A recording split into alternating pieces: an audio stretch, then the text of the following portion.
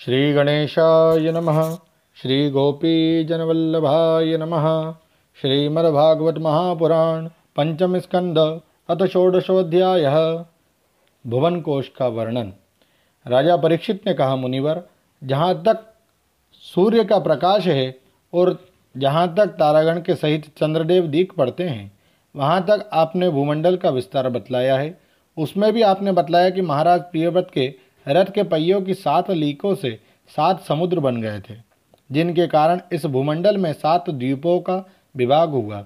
अतः भगवान, अब मैं इन सब का परिमाण और लक्षणों के सहित पूरा विवरण जानना चाहता हूँ, क्योंकि जो मन भगवान के इस गुण में स्थूल विग्रह में लग जा सकता है, उसी का उनके वासुदेव संज्ञक स्वयं प्रकाश निर्गुण ब्रह्म रूप सूक्ष्मतम स्वरूप में भी लगना संभव है।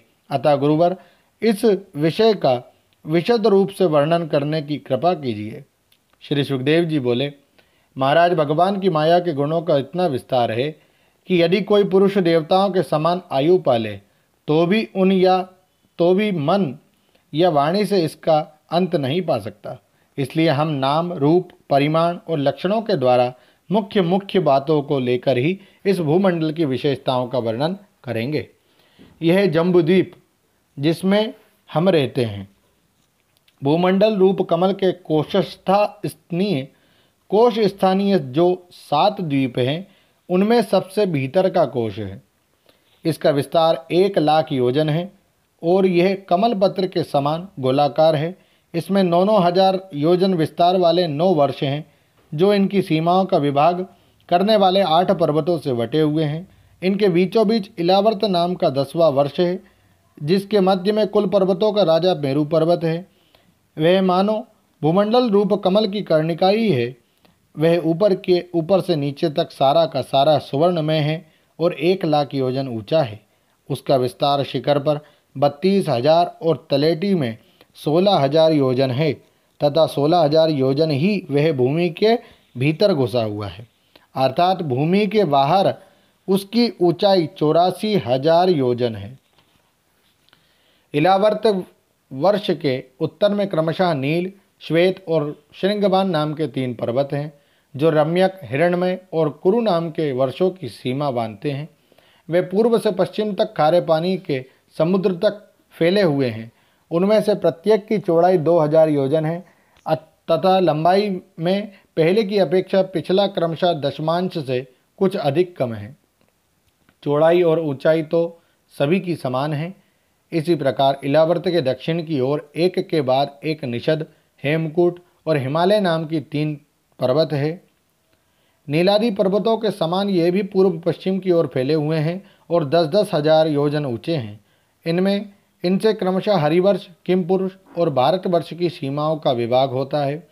इलावर्त के पूर्व और पश्चिम की ओर उत्तर में नील पर्वत और दक्षिण में निषद पर्वत तक फैले हुए गंधमादन और माल्यवान नाम के 2 पर्वत हैं। इनकी चौड़ाई 2-2 हजार योजन है और ये भद्राश एवं केतुमाल नामक 2 वर्षों की सीमा निश्चित करते हैं। इनके सिवा मंदर, मेरु मंदर, सुपार्श्व और कुमुद, ये 4 10-10 हजार योजन ऊंचे और उतने ही चौड़े पर्वत मेरु पर्वत की आधारभूता थुनियों के समान बने हुए हैं। इन चारों के ऊपर इनकी ध्वजाओं के समान क्रमशः आम, जामुन, कदम्ब और बड़ के 4 पेड़ हैं। इनमें से प्रत्येक 1100 योजन ऊंचा है और इतना ही इनकी शाखाओं का विस्तार है। इनकी मोटाई 100 योजन है। भरतश्रेष्ठ, इन पर्वतों पर 4 सरोवर भी हैं, जो क्रमशः दूध, मधु, ईख माने गन्ने के रस और मीठे जल से भरे हुए हैं। इनका सेवन करने वाले यक्ष, किन्नरादि उपदेवों को स्वभाव से ही योग सिद्धियां प्राप्त है। इन पर क्रमशः नंदन, चेत्ररथ, वैभ्राजक और सर्वतोभद्र नाम के 4 दिव्य उपवन भी हैं। इनमें प्रधान देवगण अनेकों सुर सुंदरियों के नायक बनकर साथ साथ विहार करते हैं। उस समय गंधर्वादि उपदेवगण इनकी महिमा का बखान किया करते हैं।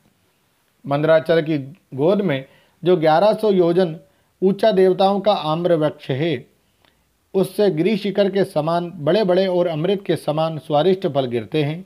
वे जब फटते हैं तब उनसे बड़ा सुगंधित और मीठा लाल लाल रस बहने लगता है। वही अरुणोदा नाम की नदी में परिणत हो जाता है।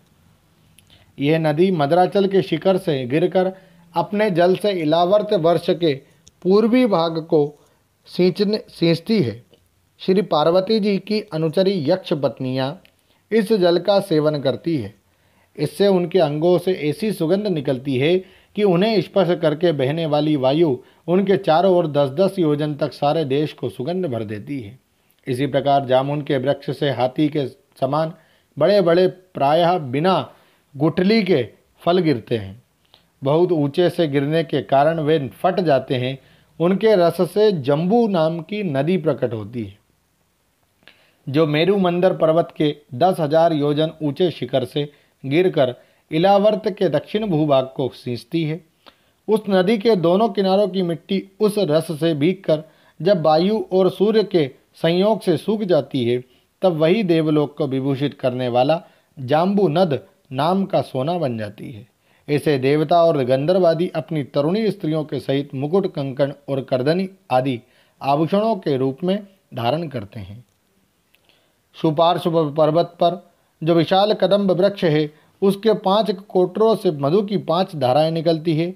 उनकी मोटाई 5 पुर से जितनी है। ये सुपार्श्व के शिखर से गिरकर इलावर्त वर्ष के पश्चिमी भाग को अपनी सुगंध से सुवासित करती है। जो लोग इनका मधुपान करते हैं, उनके मुख से निकली हुई वायु अपने चारों ओर 100 योजन तक इसकी महक फैला देती है। इसी प्रकार कुमुद पर्वत पर जो शतवल्श नाम का वटवृक्ष है, उसकी जटाओं से नीचे की ओर बहने वाले अनेक नद निकलते हैं। वे सब इच्छानुसार भोग देने वाले हैं। उनसे दूध, दही, मधु, घृत, गुड़, अन्न, वस्त्र, शैया, आसन और आभूषण आदि सभी पदार्थ मिल सकते हैं। ये सब कुमुद के शिखर से गिरकर इलावर्त के उत्तरी भाग को सींचते हैं। इनके दिए हुए पदार्थों का उपभोग करने से वहाँ की प्रजा की त्वचा में झुर्रियाँ पड़ जाना, बाल का पक जाना, थकान होना, शरीर में पसीना आना तथा दुर्गंध निकलना, बुढ़ापा, रोग, मृत्यु, सर्दी, गर्मी की पीड़ा, शरीर का कांतिहीन हो जाना तथा अंगों का टूटना आदि कष्ट कभी नहीं सताते और उन्हें जीवन पर्यंत पूरा सुख प्राप्त होता है। राजन, कमल की कर्णिका के चारों ओर जैसे केसर होता है, उसी प्रकार मेरु के मूल देश में उसके चारों ओर कुरंग, कुरर, कुसुम्भ, वैंकंक, त्रिकुट, शिशिर, पतंग, रुचक, निषद, श्रीनिवास, कपिल, शंख, वैदुर्य, जारुदी, हंस, ऋषभ, नाग, कालंजर और नारद आदि 20 पर्वत और हैं। इनके सिवा मेरु के पूर्व की ओर जठर और देवकुट नाम के 2 पर्वत हैं, जो 18-18 योजन लंबे तथा 2 योजन 2-2 हजार योजन चौड़े और ऊंचे हैं। इसी प्रकार पश्चिम की ओर पवन और पारियात्र, दक्षिण की ओर कैलाश और करवीर तथा उत्तर की ओर त्रिशृंग और मकर नाम के पर्वत हैं।